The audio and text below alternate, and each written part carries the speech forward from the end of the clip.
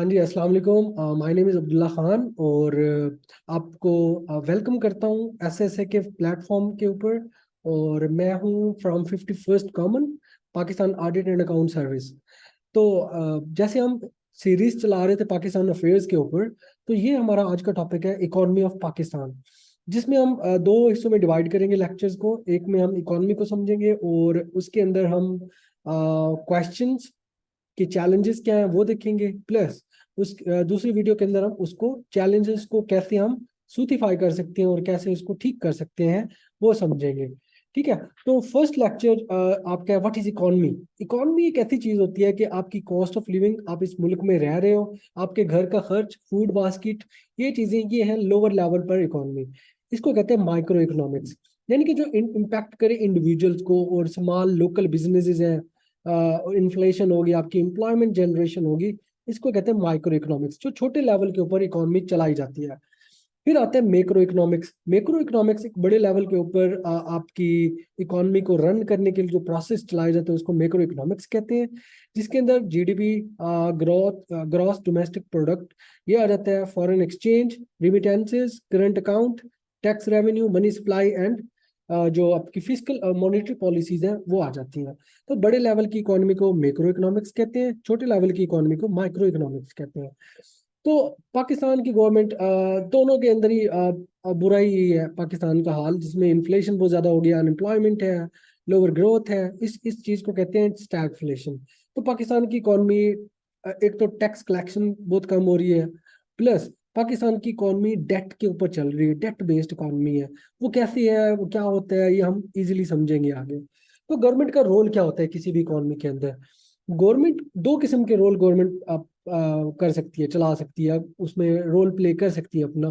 First number पे होता है एक्टिव रोल और सेकंड नंबर पे होता है इनेबलर का रोल। यानी कि एक्टिव रोल वो होता है कि गवर्नमेंट खुद इन्वॉल्व है बिजनेस एक्टिविटीज के अंदर। और जो आपका इनेबल का रोल होता है वो ये होता है कि गवर्नमेंट दूसरे लोगों को, अपनी पॉपुलेशन को, अपने बिजनेस पर्सनस को एक्टिवेट कर रही है, उनको इनेबल कर रही है, उनको पैसा प्रोवाइड कर रही है, उनको इंफ्रास्ट्रक्चर प्रोवाइड कर रही है कि वो ग्रो करे। तो पाकिस्तान की जो स्टेट है वो हमेशा ही उसने एक्टिव रोल प्ले किया है, उसने इनेबलर का रोल बहुत ही कम प्ले किया है। मिनिमल सा रोल है जो इनेबलर का रोल वो प्ले करते हैं। ज्यादा रोल जो इसका होता है वो है active role in economy. Active role means के पाकिस्तानी जो गवर्नमेंट होती है खुद इन्वॉल्व हो जाती है किसी भी स्टेट या इकोनॉमिक एक्टिविटी के अंदर। जैसे स्टेट ओन इंटरप्राइजेस हो गए, उसको ओन करती है, उसको रन करती है, उसके अंदर जो मुनाफे आते हैं वो भी लेती है, उसके अंदर नुकसान आते हैं उसकी सब्सिडी भी देती है। एनर्जी सेक्टर को पूरा पाकिस्तान की गवर्नमेंट चला रही है। ठीक है, इसके अलावा इन्वेस्टमेंट एंड बिजनेस के अंदर इसकी ओवर एक्टिफिकेशन है, यानी कि उसके अंदर काफी रोल है। प्राइसेस को फिक्स करने के अंदर पाकिस्तानी गवर्नमेंट का रोल होता है। प्रोवाइड फ्रेमवर्क को प्रोवाइड करने के अंदर इनका रोल होता है। टैक्स कलेक्शन के अंदर तो ऑलरेडी ये तो हर स्टेट का होता है। तो पाकिस्तान की ओवरऑल जो इकोनॉमी है वो एक्टिव बेस्ड के ऊपर है, यानी कि गवर्नमेंट जिसके अंदर खुद इन्वॉल्व है, खुद चला रही है। एरियाज क्या होते हैं इकोनॉमी के, डिफरेंट किस्म के एरियाज होते हैं जहां से हम हमारी इकोनॉमी चल रही है। तो इसमें एरियाज हैं जैसे इंडस्ट्री का एरिया, एग्रीकल्चर है, एग्रीकल्चर के अलावा आपका कमर्शियल एंड रिटेल सेक्टर्स है। ठीक है, रेवेन्यू जनरेशन, आपकी फिजिकल पॉलिसी जहां से बनती है, एफडीआई है, फॉरेन डायरेक्ट इन्वेस्टमेंट कहते हैं, export and foreign exchange reserves, कि यहाँ से पाकिस्तान की गवर्नमेंट कमा रही है। ये मैंने फैक्ट्स एंड फिगर्स दिए हुए हैं, जिसमें मैंने पिक्चर दी हुई है इकोनॉमिक सर्वे ऑफ पाकिस्तान, जिसमें बताया गया है कि पिछले साल की और जो ये साल गुजरा है इसके अंदर कंपैरिजन दिखाया हुआ है कि जीडीपी ग्रोथ कितनी थी, एग्रीकल्चर के अंदर ग्रोथ, इंडस्ट्री के अंदर ग्रोथ, सर्विस के अंदर ग्रोथ। ये सारा आपने याद कर लेना है। ये आपका किसी भी पेपर के अंदर आपका डाटा पुट करने के लिए इस्तेमाल होगा। इसमें पाकिस्तान की इकोनॉमिक सर्वे का डिटेल डाटा दिया हुआ है। ये सारा डिटेल डाटा है, आपने इसको भी देख लेना है। इसके अंदर जो ग्रीन कलर के हैं वो पॉजिटिव साइन है, जो रेड कलर के हैं वो नेगेटिव साइन। आप देखो ज्यादातर नेगेटिव साइन आ रहे हैं, तो इसका मतलब हमारी इकोनॉमी बहुत ही खतरे के अंदर है। इसमें मैंने बजट की एट अ ग्लांस इसका एक पिक्चर दी हुई कि कितना हमने अर्न किया, रेवेन्यू जनरेट किया, और कितना हमने एक्सपेंडिचर किया, और कितना उसके अंदर डेफिसिट है। ये रेड कलर के अंदर डेफिसिट है, ये डाटा दिया हुआ मैंने। फिर इसके अंदर मैंने अभी जो मैंने बात की इकोनॉमिक चैलेंजेस की बात करेंगे। मैंने लिखा Pakistan has been facing multiple challenges in sustaining its economy. तो चैलेंजेस क्या चीजें हैं, क्या क्या चीजें पाकिस्तान फेस कर रहा है। तो चैलेंजेस में आ जाता है प्रॉब्लम ऑफ मल्टी डेफिसिट। कई किस्म के मल्टी डेफिसिट्स का पाकिस्तान शिकार है, जिसमें पाकिस्तान यानी कि उसके अंदर खसारे में जा रहे हैं। तो तीन किस्म के डेफिसिट होते हैं। एक को कहते हैं फिजिकल डेफिसिट, एक को कहते हैं करंट अकाउंट डेफिसिट, एक को कहते हैं ट्रेड डेफिसिट। फिजिकल डेफिसिट एक ऐसी चीज होती है जो कि अगर आपकी गवर्नमेंट जितना कमा रही है उससे ज्यादा वो खर्च कर रही है, जो उनके दरमियान गैप आ जाता है उसको कहते हैं फिजिकल डेफिसिट। देखिए जी, ये है एग्जांपल। जी जो मैंने लिखा हुआ ग्रॉस फेडरल रेवेन्यू, इतना हमने कमाया, यानी कि 12,163 रुपए कमाए, और एक्सपेंड कितने किए, एक्सपेंडिचर कितने, 14,461। तो 2,000 का डिफरेंस आ रहा है हमारे अंदर।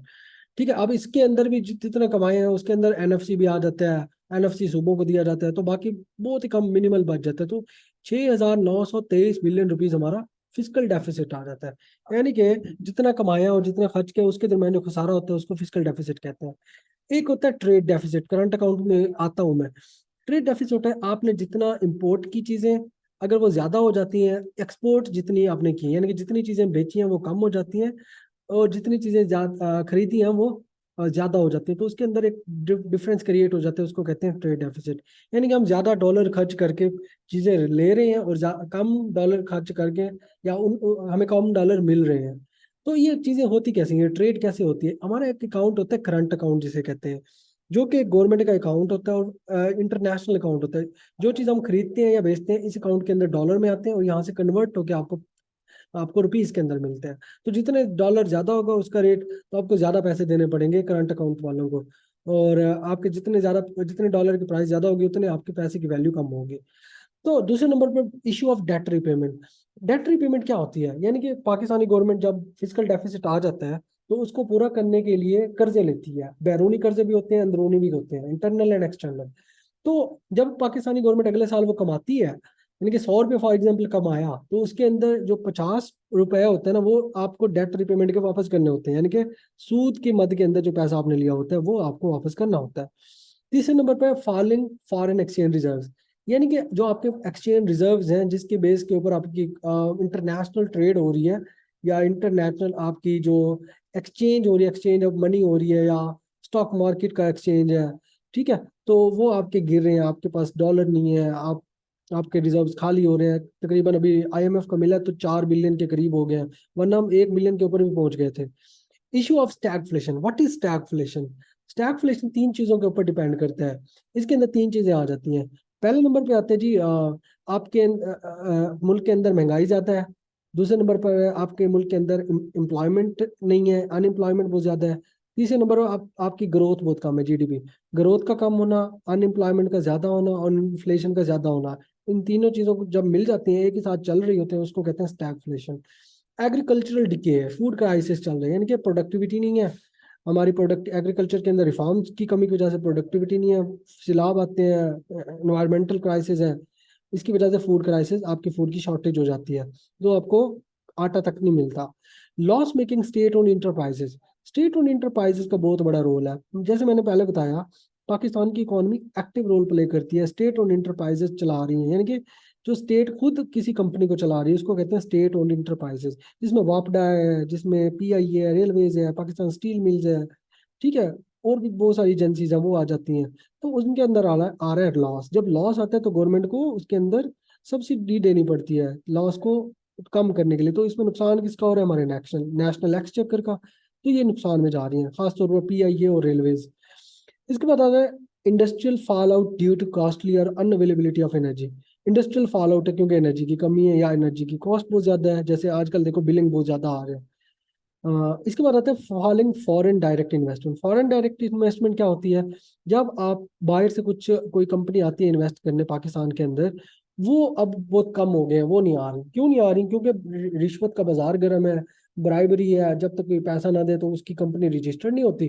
तो रजिस्ट्रेशन का अमल हमारा इतना मल्टी लेयर्ड है कि वो बंदे भाग जाते हैं, या अगर क्रिएटेड भी होते हैं वो भी भाग जाते हैं अपनी स्टैब्लिश जो इधर की होती है। जैसे पिछले दिनों शेल पंप ने काम यहाँ से निकल रहे हैं पाकिस्तान से।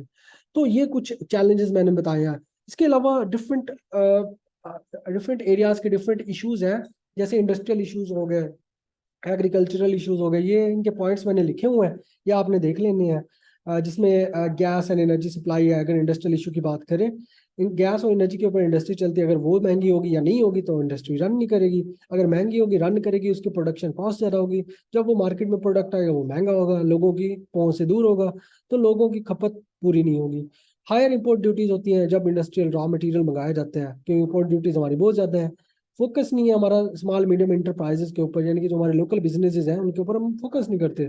फोकस नहीं करेंगे तो इंडस्ट्री कैसे अपलिफ्ट करेगी? मॉडर्न मशीनरी नहीं है हमारे इंडस्ट्रियल सिस्टम के अंदर।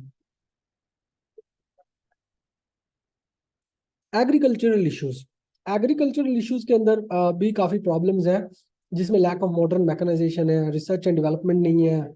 सीड के अंदर यानी कि हाई प्रोडक्टिव सीड्स नहीं बना पा रहे हैं हमारे हम। अगर वो होंगे तो प्रोडक्शन अच्छी होगी, वो नहीं है तो प्रोडक्शन अच्छी नहीं है।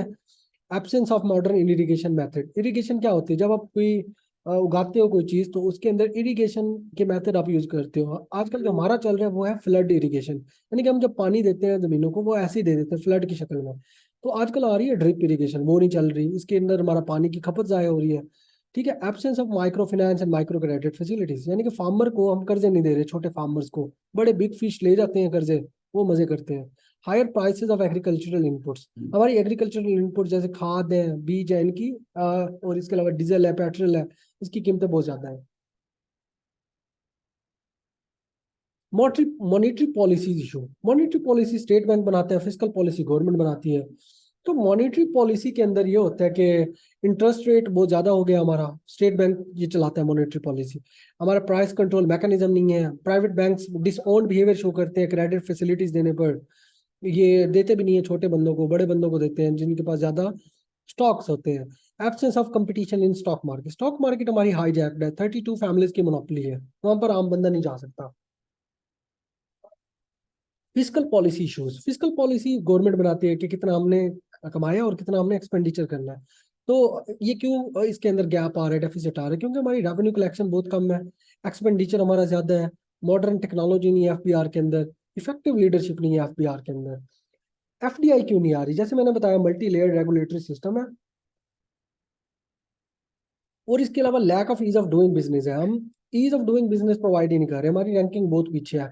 ब्राइबरी एंड रेड टेपिज्म है, रेड टेपिज्म कहते हैं कि दफ्तरी तवालत, कि आपकी फाइल चली जाती है वो डिले होती रहती है। ब्राइबरी, जब तक आप रिश्वत न दे आपकी फाइल पास ही नहीं होती। सिक्योरिटी इश्यूज है हम फॉरेन इन्वेस्टर्स को। ह्यूमन डेवलपमेंट, इसके अंदर वोकेशनल ट्रेनिंग की कमी है। हेल्थ एंड एजुकेशन नहीं मिल रही, जब हेल्थ एंड एजुकेशन नहीं होती तो लोग प्राइवेट हेल्थ एंड एजुकेशन के ऊपर खर्चे करते हैं, तो उनकी सारी तनख्वाह उधर चली जाती है। पॉवर्टी एंड हंगर का केस है, तो ये डेवलपमेंट ही नहीं है हमारी। अब टैकल कैसे किया जा सकता है इकोनॉमी को, इसके ऊपर हम डिस्कस करेंगे अपने नेक्स्ट लेक्चर के अंदर।